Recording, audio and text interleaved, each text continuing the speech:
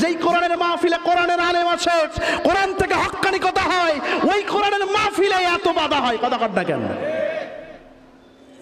প্রশাসন দেখবেন পোস্টার দেখে প্রধান বক্তা অমুক, আর অনুমতি নাই।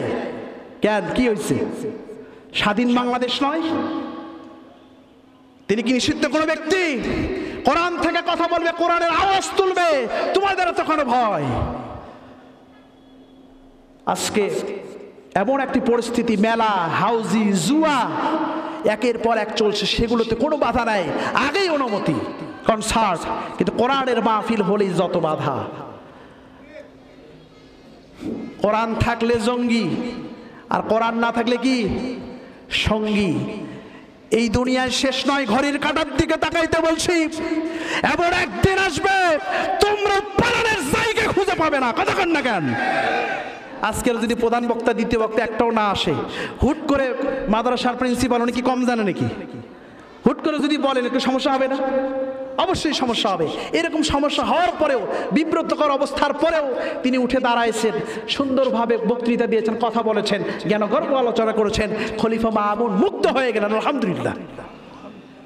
যত ভালো কাজ, ভালো কথা হোক না, সেটা ইহুদি, খ্রিস্টান, হিন্দু, সেটা ইসলামী কাজ, সুবহানাল্লাহ কর। কিন্তু তাদেরটা কবুল হয় না। আরেকটু সহজ করি, একজন হিন্দু, একজন খ্রিস্টান আপনার এলাকায় আছে, 1 লক্ষ 2 লক্ষ টাকা খরচ করে ব্রিজ করে দিল, ভালো কাজ না খারাপ কাজ? গরিব মেয়ের বিয়ে দিয়ে দিল, একটা টিউবওয়েল বসাই দিছে, ভালো কাজ না খারাপ কাজ? এক লোকের অসুস্থ, মুসলিম লোক, মুসলমান, তার চিকিৎসার জন্য টাকা দিল, বলেন তো চিকিৎসা হয়ে গেলে ওই লোকটা রোগ মুক্তি হবে কিনা? ভালো কাজ না খারাপ কাজ?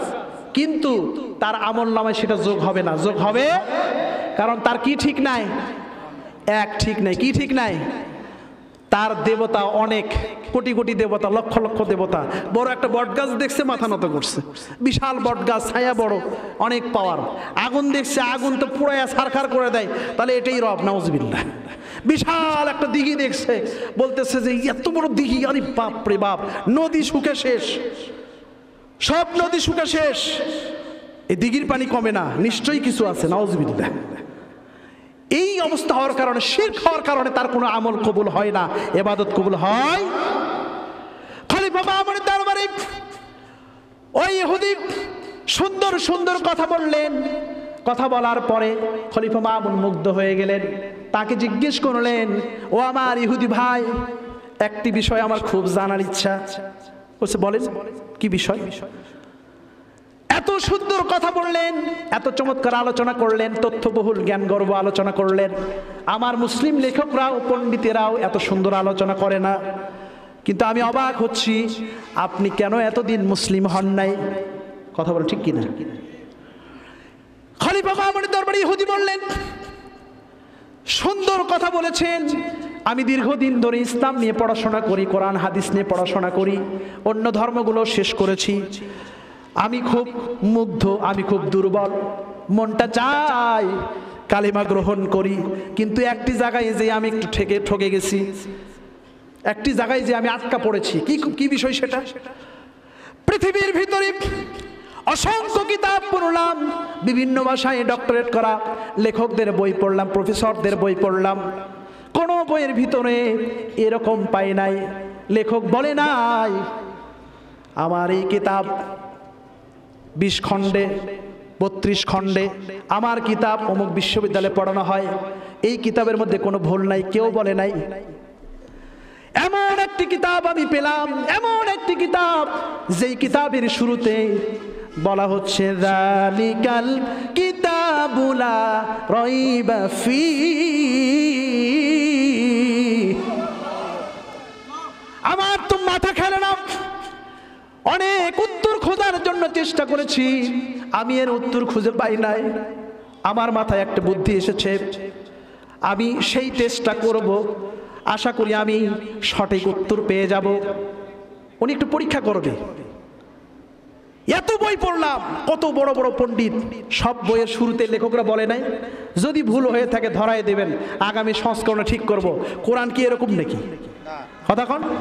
উনি আরো অবাক হয়ে গেছে যে এটা কি এমন কিতাব যার কোনো লেখকের নাম নাই। ঠিক তো?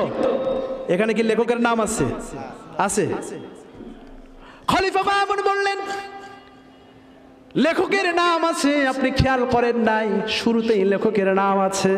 সবাই বলেন আলহামদুলিল্লাহি রাব্বিল আলামিন। আল্লাহু আকবার। এটা এমন কিতাব যার মধ্যে কোনো ভুল নাই। এই সূরাটার পরিচালক, পরিচয়, লেখক বলেন, মালিক বলেন, যেই বলেন না কেন, তিনি আর কেউ নয়, রব্বুল আলামিন, আল্লাহ পাক। সারা বিশ্বের জন্য এই কিতাব, সারা বিশ্ব যিনি প্রতিপালন করেন, মালিক, স্রষ্টা, রব, খালিক, সেই আল্লাহর পক্ষ থেকে কিতাবটা এসেছে। এটা তার পক্ষ থেকে কিতাব, সারা বিশ্বের জন্য যার উপর নাজিল করা হয়েছে, তিনার সাথেও আলামিন শব্দটা আছে। এখানে দেখেন আলহামদুলিল্লাহি রাব্বিল আলামিন। আমার রাসূলের উপরে যে কোরআন নাজিল হলো, আমার রাসূলকে সসম্মানিত, উঁচু করার জন্য সেম করে দিয়েছেন, একাকার করে দিয়েছেন। ওয়ামা আরসালনাকা ইল্লা রাহমাতাল লিল আলামিন।